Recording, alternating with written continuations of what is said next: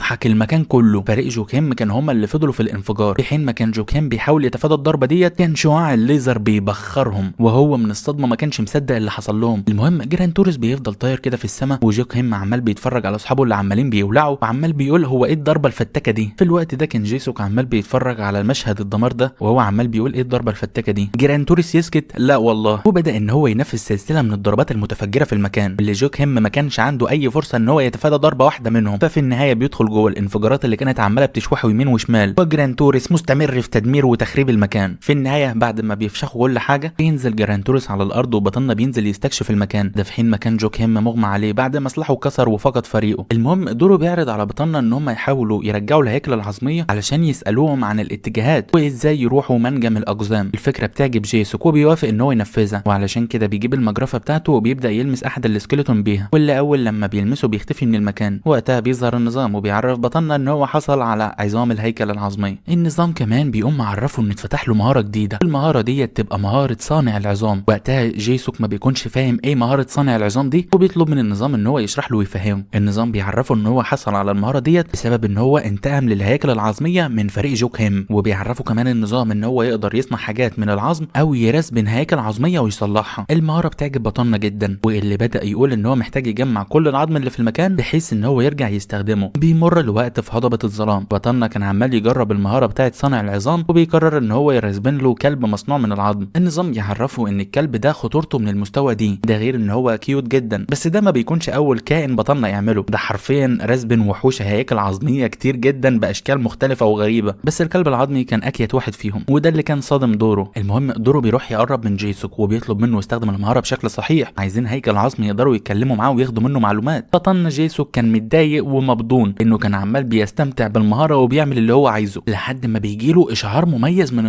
النظام بيقول له بما انك صنعت اكتر من 100 هيكل عظمي، فالهيكل العظمي اللي انت هتعمله بعد كده هيكون هيكل عظمي من الفئه المميزه. وقتها بطلنا جيسوك بينده على دوره وبيقول له بص، انا لو كنت عملت هيكل عظمي في البدايه بشكل صحيح وما استمتعتش ما كانش زماني حصلت على الهيكل العظمي الاسطوري اللي هيجي بعد كده. المهم بطلنا بيفعل المهاره دي عشان يبدا يرسبن له الهيكل العظمي الاسطوري اللي كانوا هما الاثنين مصدومين من الطاقه اللي عماله بتخرج منه وشكله الجبار اللي كان مختلف عن بقيه الهيكل العظميه. وقتها النظام بيظهر علشان يعرف جيسوك ان الهيكل العظمي ده من المستوى تريبل اس، وده يبقى الليتش ملك الهياكل العظميه اللي كان عمال بينحني وبيقدم الاحترام لجيسوك، وبيطلب من جيسوك ان هو يمنحه اسم. بس دوره اول لما بيشوف الليتش كان مصدوم متوتر وخايف منه، بينده على جيسوك وبيطلب منه ما يتعاملش مع الليتش، وبيبدا يشرح لبطلنا ان الليتش ده كائن خبيث، يمكن هو مقدم الاحترام دلوقتي لبطلنا بس هو ممكن يغدر فيه في اي وقت بسبب ان هو من اكتر الكائنات الخبيثه في العالم ده. جيسوك كان عمال بيفكر مع نفسه كده، وفي النهايه بيقول وهو متحمس انه قرر يسمي الليتش بيجيو ديوك. بطلنا بيبدا يسال الليتش بعد كده لو كان يعرف فين منجم الاقزام، فبيعرفوا الليتش ان هو يعرف مكانه. دوره كان مصدوم ان الليتش يعرف مكانه وما كانش مطمن للليتش برضه، بس جيسوك ما كانش مهتم براي دوره، وبيطلب بعد كده من الليتش ان هو يوديهم لمنجم الاقزام. فوقتها الليتش بيعرف بطلنا انه هينفذ طلبه بكل حب واخلاص، لكنه كان مجهز ورا ظهره الشفره الملعونه بتاعته. وبالمناسبه احنا محتاجين نعرف ايه اللي حصل في العالم وللكائنات اللي كانت عايشه فيه او عايشه في المنتصف بمعنى اصح لما جيسوك صد ضربه هيونج باستخدام المجرفه. طبعا حصل انفجار قتل كل الوحوش والمخلوقات اللي كانت عايشه في منتصف الكوكب علشان الكوكب اتقسم نصين. بس لما يوريا رجعت صلحت الكوكب ورجعت ظبطت السيرفرات ورجعت العالم زي ما كان، وبدا اللاعبين ان هم يرجعوا ويرسبنوا، كلهم اخدوا بالهم من حاجه، ومش اللاعبين بس ده كمان الوحوش والزعماء اللي في العالم كلهم اخدوا بالهم من حاجه. كلهم كانوا شايفين ان اليوم ده يوم مميز لانه يوم ولاده الزعيم الجديد للعالم وللسيرفر ده، لانهم لما كلهم بيبصوا للقمر بيلاقوا مكتوب عليه جيسوك الملك. فوقتها تعرف ان الشخص ده هو اقوى واحد على الكوكب، وبدا البعض يعتقد ان هو كان سبب دمار الكوكب لنصين. المهم بنرجع بعد كده لجيسوك الليتش ودوره اللي كانوا متجهين لمنجم الاقزام بقياده بيجو الليتش، واللي كان مستني الفرصه المناسبه علشان يخلص على جيسوك. بس وقتها جيسوك بيبص له كده مره واحده فبيخبي الليتش الشفره الشيطانيه بتاعته. بطلنا بيبدا يقول له ان هو اخد باله من حاجه. لما بيساله الليتش هو اخد باله من ايه، بيقول له بطلنا هو انت مفكر انك انت هتغادر المكان بالسهوله دي؟ الليتش كان متوتر، كان خايف ان بطلنا يكون اخد باله من الشفره الشيطانيه اللي مخبيها ورا ظهره. جيسوك كان عمال بيقول له احنا ورانا شغل كتير وانت ما ينفعش تفضل ماشي بالشكل ده. بيتوتر الليتش اكتر وما بيفهمش برضه بطلنا قصده ايه. الاتنين بيفضلوا باصين لبعض، جيسوك بيبص للليتش والليتش بيبص له. في النهايه بطلنا طلع يقصد ان الليتش لازم يلبس ملابس هدوم العمال علشان يحافظ على سلامته في الشغل، وهو كمان كان لابس نفس الملابس مع دوره. يبدا بعد كده ينده على شياطين الهياكل العظميه وعمال بيقول لهم ان احنا ورانا شغل كتير، لو انتم ما كنتوش عايزين ان اللعيبه يخلصوا عليكم بكل سهوله فلازم أن تشتغلوا وتطوروا من نفسكم وتعملوا لكم برج بحيث ان اللاعبين ما يقدروش يوصلوا لكم بكل سهوله. وهو ده المخطط اللي بطلنا عمال بيجهزه لهم. الهياكل العظميه بتتحمس وكلهم بيبداوا يهتفوا لبطلنا، ده في حين مكان الليتش عمال بيقول ان هو اتوتر زياده عن اللزوم على الفاضي. المهم بيمر الوقت وهم عمالين بيحاولوا يبنوا برج الوحوش بقياده جيسوك، وبعد فتره في هضبه الظلام كان الليتش جاب اخره بيستعد بالسلاح بتاعه كده، وبعد كده بيقطع الشريط الاحمر هو وجيسوك علشان يعلنوا افتتاح برج الظلام بتاع الهياكل العظميه اللي بيكون مجهز باحدث الادوات ومدافع الليزر الحديثه الفتاكه. المهم جيسوك بيبدا بعد كده ينده على دورو وبيطلب منه يستعد علشان هم عايزين يجربوا البرج، فبيروح دورو كده وهو زعلان بيربط على نفسه يافطه مرسوم عليها جوك هيم، فاول لما البرج بيلمح الملامح بتاعه جوك هيم بيبدا يوجه ضربات فتاكه ناحيه دورو اللي كان عمال بيجري وهو عمال بيعيط، وفي النهايه بيتفحم دورو. بس الهياكل العظميه بتتجمع عليه وبيفضلوا يحتفلوا كلهم بالبرج الفتاك اللي جيسوك عمله ليهم، وجيسوك بعد كده بيعرفهم ان البرج ده هيحميهم من اي شخص يفكر يأذيهم. بعد كده بيبدا بطلنا يودع كلب العظم بتاعه وبيطلب من الليتش ان هو يوديهم لمنجم الاقزام، ده في حين ما كان عمال بيودع الهياكل العظميه بتاعته. وبتبدا رحله بطلنا مع الليتش هو ودورو في البحث عن منجم الاقزام. بس هنا دورو بينده على بطلنا وبيساله هم ليه راكبين الموتوسيكل بدل ما يركبوا هليكوبتر جرانتوريس، فبيعرفوا جيسوك ان الهليكوبتر بتاعت جرانتوريس بطيئه جدا. وقتها الليتش بيقاطع كلامهم وبيسال بطلنا هو ليه ضيع كل الوقت ده في هضبه الظلام وليه ما اتجهش مباشره